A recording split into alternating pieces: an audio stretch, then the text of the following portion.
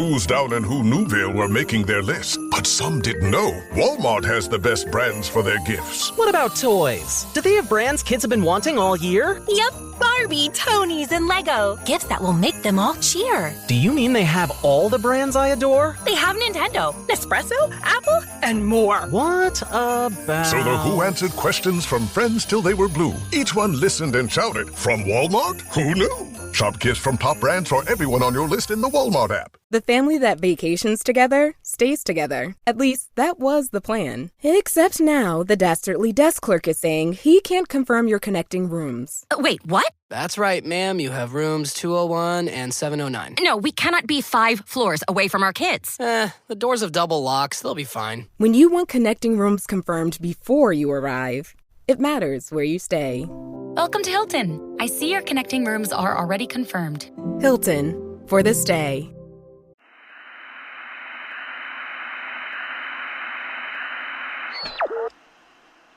This October, the Wrong Station celebrates a decade of dread.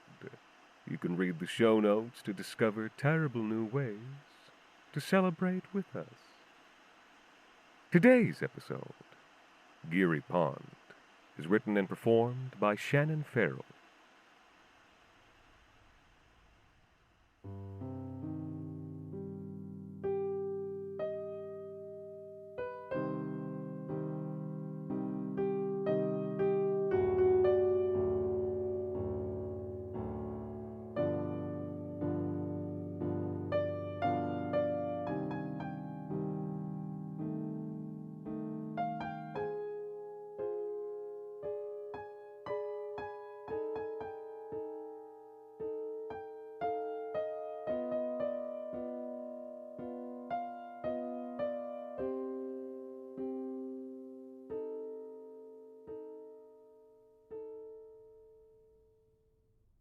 She sipped her third coffee as she approached the gates to Geary Conservation Area.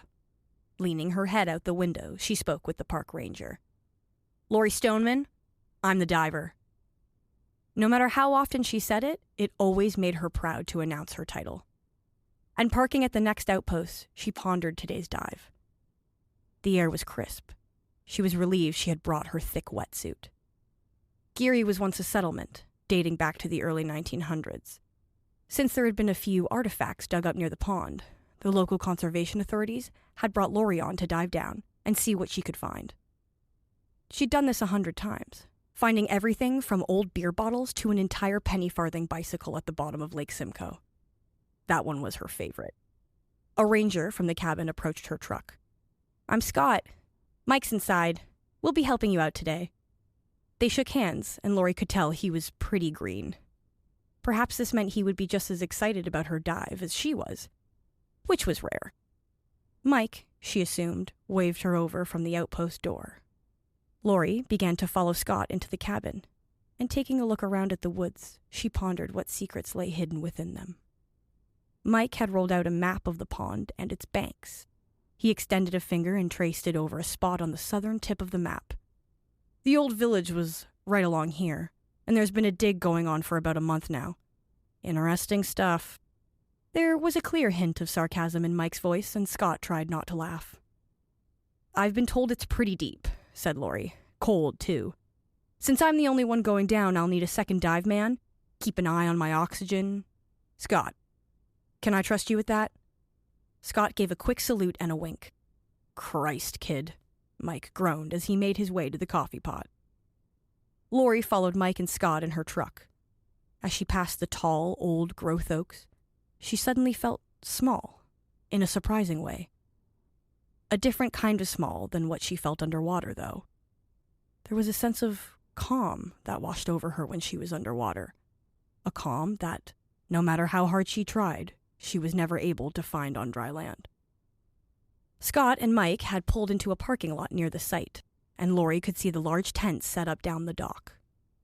Mike had already wandered down to the water's edge to speak with whoever was in charge.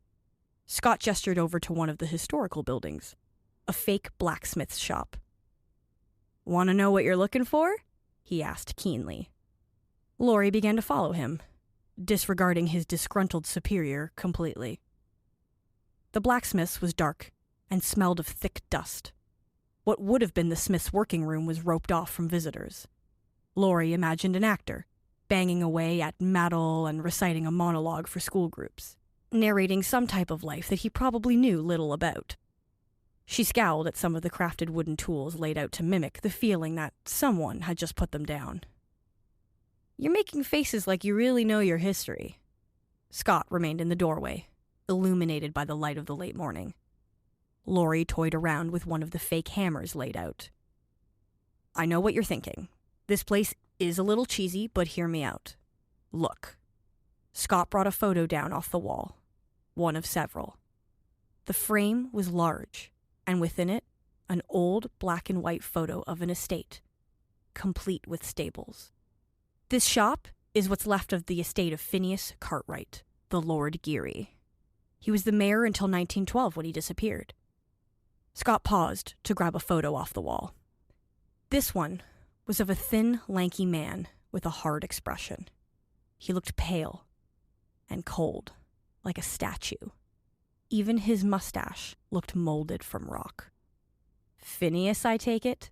Laurie giggled, but she wasn't joined by Scott, who was lost in the photo. "The only photo we have of him. It's a real mystery, you know. He was a local financier and an accomplished horse breeder, a well-regarded civic figure, by most accounts. And then one day, just poof. The horses, too." Scott put the photos back up on the wall. His meaning was well punctuated. Laurie continued to glance over the maps, photos, and information plaques.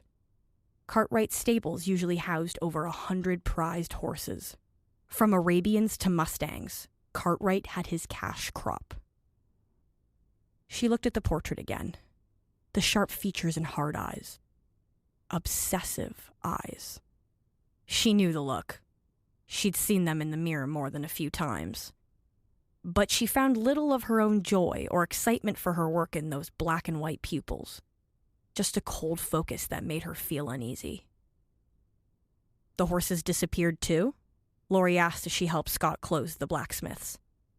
"No one actually knows. I have my own theory. Accounts say that he gathered his servants one night, fired every single one. No reason given. Just a month's wages. Without anyone around, there was no one to check on the old guy. So the sheriff shows up. Just doing rounds, I suppose. He finds the joint empty. Not cased or anything, just one big empty mansion. No note. Just gone. He found the stables empty, too. Cartwright turned them all out before taking off. 100 prized horses, trotting across Ontario's landscape, finally free." It was a quaint thought, but something in Laurie's gut wasn't so sure. What does this all have to do with my dive? She was starting to feel restless. This was her dive, and everything was starting to sound like a cheap ghost tour more than a historical site. Scott looked up into the trees as if the right answer was up there somewhere, watching him. He looked over his shoulder, where Laurie could see Mike aggressively waving them over and tapping his wristwatch. That part's a little weird. A week ago, the team at this site dug up over 200 horseshoes. All of them were found along this particular bank. That, paired with how much it rains out here, parts of the settlement may have slipped down there in the mud. A boathouse, another shop, or maybe a stable. Scott looked over his shoulder again at the impatient Mike, waving his hands at them, more frantically now. "But what do you think?" Laurie asked, now ignoring Mike's bellowing at them from across the lot. "I think I'm going to get fired if I don't start moving us down to that pond, Laurie." Satisfied, for now, Laurie began to walk with Scott back down to the bank. By the time Laurie was suited up in her gear, it was the afternoon. They'd driven out to where the sand became rock and started to slope deeper, and she was eager to get down there. "You got your eyes on your watch, Scott?" Laurie tapped her oxygen tank as the boat started for the middle of the pond. Scott gulped and nodded. A few strands of hair were sticking to his forehead. The poor guy was nervous for her. She gave him a reassuring glance as they arrived at the drop point. A glance that said, "I know what I'm doing." Well, let's get this show on the road already. We're on the clock, Mike groaned. He was seriously agitating Lori now with his aggressive disinterest. Lori's pride in her work was going incredibly unnoticed, and she didn't know how to connect with someone who didn't love what they did. Whatever was down there was lost, and she was prepared to bring it home. Was there no pride in that? She did her final safety checks. Her goggles were clear. Her oxygen was coming through easily, and her light was secured on her utility belt.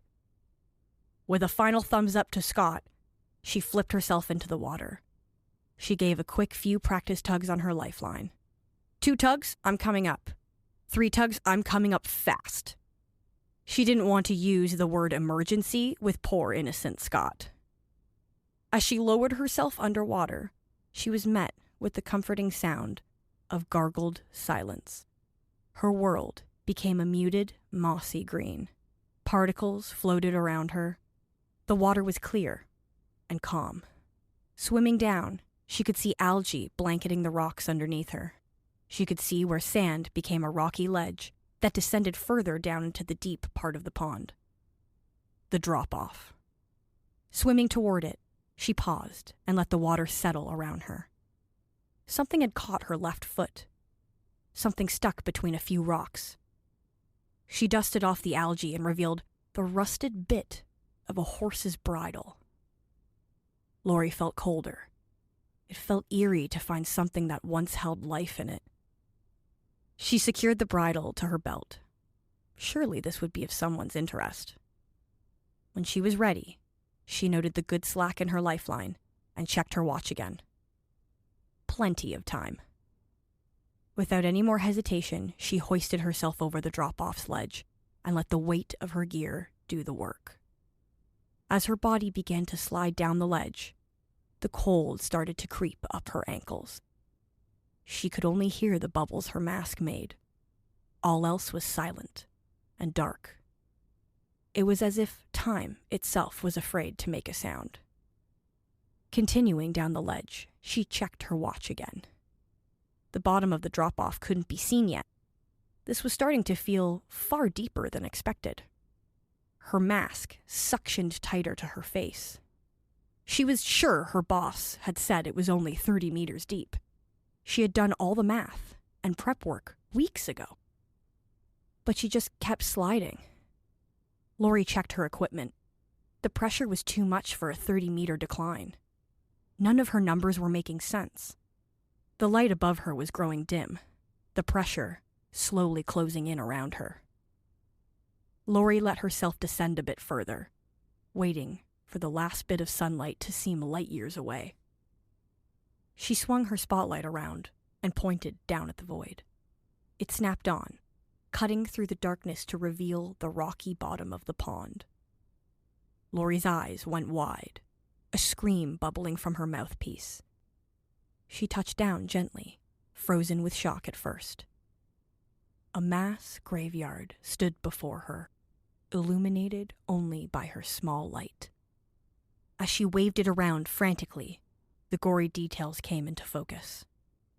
Lori found herself on the outside of a death pile of petrified horses, their faces frozen in pain and anguish. It was all she could see down there, for as far as the light could reach, there must have been at least 50. Or was it closer to the full 100? It wasn't a black void she'd seen below her, but their skeletal bodies all blending into one another. The Mustangs, the racehorses, and the Arabians, all fastened together in tight bridles. And in the center of them was a large square mass. Lori caught her breath, but at the same time, a curiosity took her. She tried to let the bubbling of her mask soothe her. Carefully, she kicked upwards and glided over the bodies toward it. It was a massive black thing. A carriage. The wheels were broken and splintered from hitting the bottom. There was no glass over the windows, and Lori's light swung to meet the cold, sunken face of a petrified man. His fine clothes ragged and rotted, his skin green and flaky. Those cold, obsessive eyes long since eroded away. His body tried to float upwards, but Laurie could see he had fastened himself in with more decaying bridles. He died just as his horses did, cold and gasping for breath. Or maybe it was his prized horses that died like him, their master unwilling to go to the grave without them. Then, the sound came across the cold deep. A horse whinny, but gurgled and muted, like the bubbles of her mask. She tugged hard on her lifeline, and as she rose to the surface, she could see the bottom of the boat, everyone in it with their heads looming over the side. When she finally breached, she threw her mask off and ditched her mouthpiece. "Get me the fuck out!" As Laurie screamed, Scott and Mike frantically hauled her into the boat with one heave. She hit the boat's hull hard. Laurie couldn't find her words and shook with the cold that still clung to her suit. "What the hell happened?" Mike asked, the most concerned she'd heard him all day. "I found Cartwright," Laurie choked out through chattering teeth. And as she caught one last look at the calm waters, she realized the worst thing of all, that her and Cartwright had more in common than she wanted to admit. He loved his horses, just as she loved the deep, calm waters in which she dove. Laurie would still dive, of course, but never without hearing the echoes of horse whinnies skipping across waves. Her calm, quiet silence became a ghost in the shape of a horse carriage.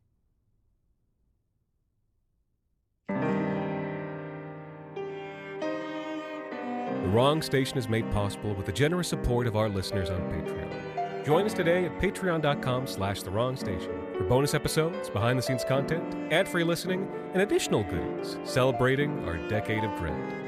The Wrong Station is co-produced by Alexander Saxton, Anthony Botello, and Jacob Duarte Spiel, with music composed and performed by Alon Citrin, and arranged for the viola and performed by Viola Schmidt. You can follow us on social media at The Wrong Station, or email us at thewrongstation@gmail.com. And until next time, thank you for listening.